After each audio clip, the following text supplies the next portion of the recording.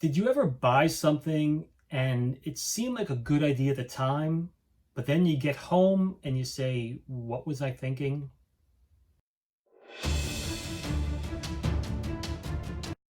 Hi, John from Jersey Buyer. Okay, today we have 5 different things to look at. First thing is going to be something we picked up at a garage sale last year. It's one of those things you look at and you say, that's something different. It is a shark in a jar, a little sand shark in a jar. There's actually a sticker on the bottom and it says jar of shark.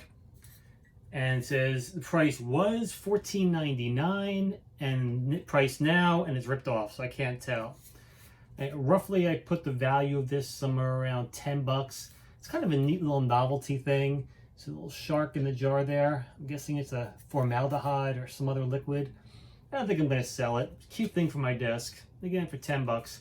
We actually bought it for 2. I'm putting the value somewhere around 10. For 2 bucks, I thought it was a good thing to pick up. If I was going to sell it, I wouldn't sell it on eBay. I try to keep my eBay sales at $20 items or higher just to make it worth my while. Plus, if you want to ship something like this with the liquid in here, it might not travel too well. So if I was ever going to sell it, I would sell it at a garage sale or more likely a flea market. So that's item number 1. Okay. Item number 2 is a really nice book we picked up last year, Fundamentals of Baseball by Charles Wardlow. And this is a 1929 copy. The first edition was published back in 1924. And it's a nice book. It's in pretty good condition.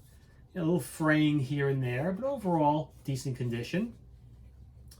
The book has steps on how to play baseball, has some great pictures. I think it's 24 photos in total. This is a nice pickup. Paid a couple bucks for it, $2 for it. Now let's go take a look at the comps. Okay, let's check out Fundamentals of Baseball by Wardlaw. So we do a search on sold items. There is one copy out here that's sold in October of 2019. It was a 1924 first edition, but ex-library. And looking at the pictures, it looks a little bit ratty.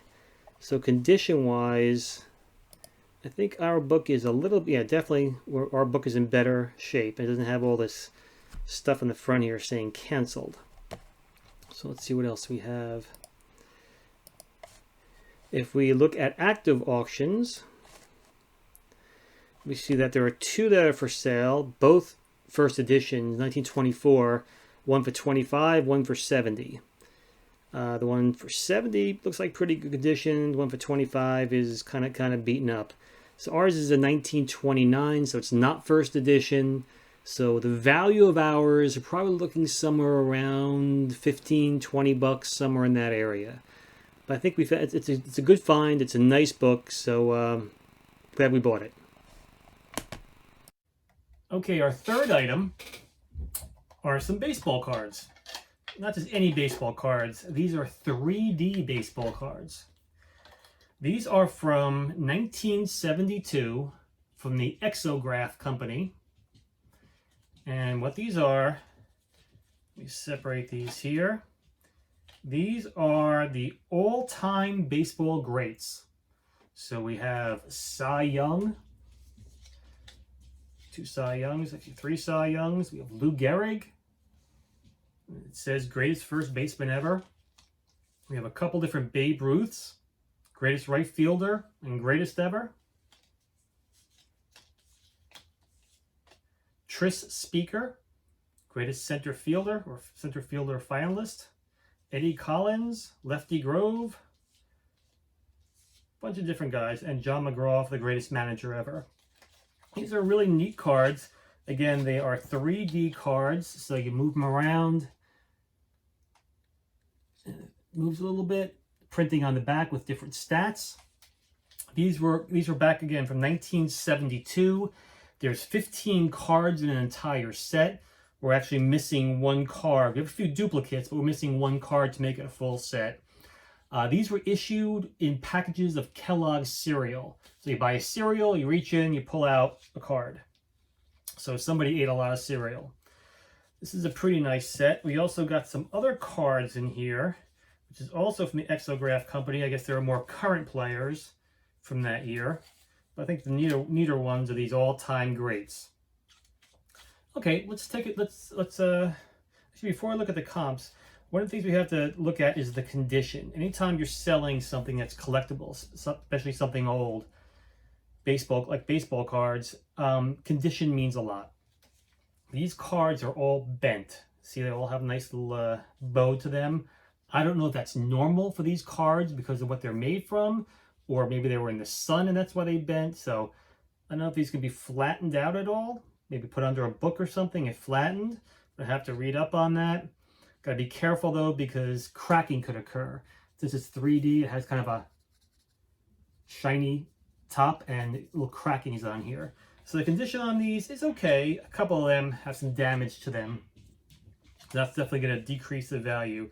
But let's take a look at the comps. Okay, instead of doing an eBay search, I went into Google and put in the search for the 3D baseball cards. Came across this site, Dean's Cards. And they have a listing of this 1972 Kellogg's all-time baseball greats.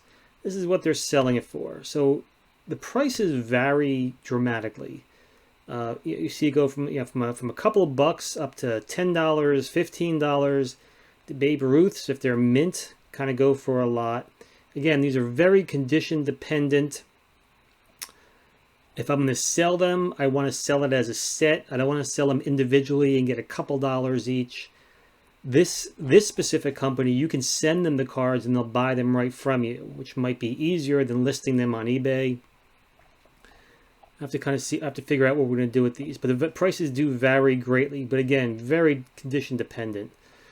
So let's say an average of about $5 to $10 per card in halfway decent condition.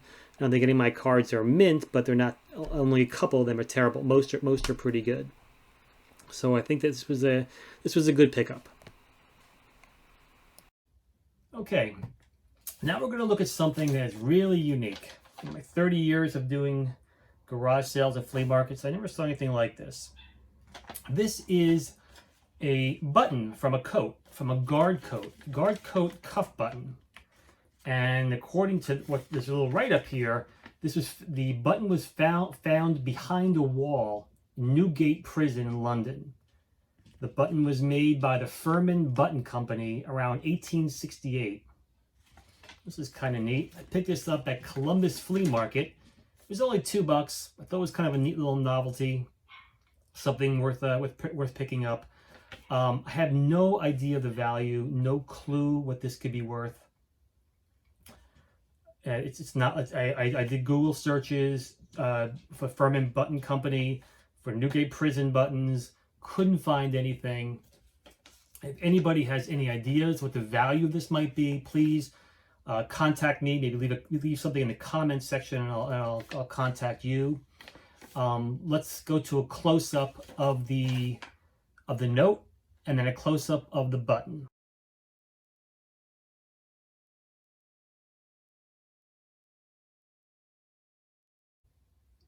Did you ever buy something and it seemed like a good idea at the time, but then you get home and you say, what was I thinking? This is one of those purchases. Last fall, we went to a garage sale, a town-wide garage sale, and we went home to home, and my wife and I, Michelle and I, saw these and we figured, why not? There are actually two of them. They are flamingo lawn ornaments. Now they're large, bulky. They are made of metal. So it has a very Florida look to it. So it's something I guess somebody put on their lawn to kind of dress up their lawn and give it that Florida look. So I don't know if my neighbors would appreciate me putting these out, but We paid $10 for the set, so $5 each. This kind of item I wouldn't sell on eBay. It's just too large to package both of these together. Be a very large box and probably wouldn't make it worth the sale.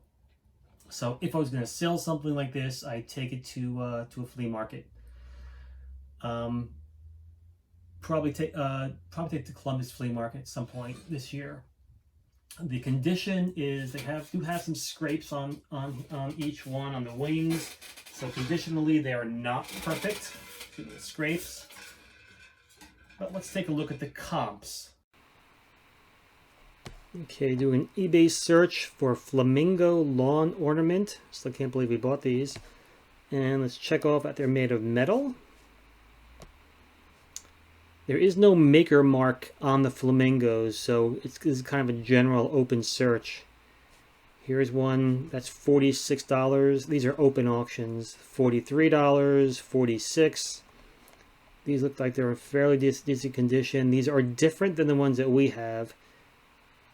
They look similar, but it's not the same. They are different. But say about $40 or so each. Here's a couple that are $32. So prices vary somewhat. But again, we paid $10 for the pair. I think if we put it out at a flea market for say $30, it should go pretty quick. We'll make a quick 20 on it. I'd rather sell at the flea market than online. So another good buy. Okay, that's all we have for this week. We'll be back with another video soon. Take care.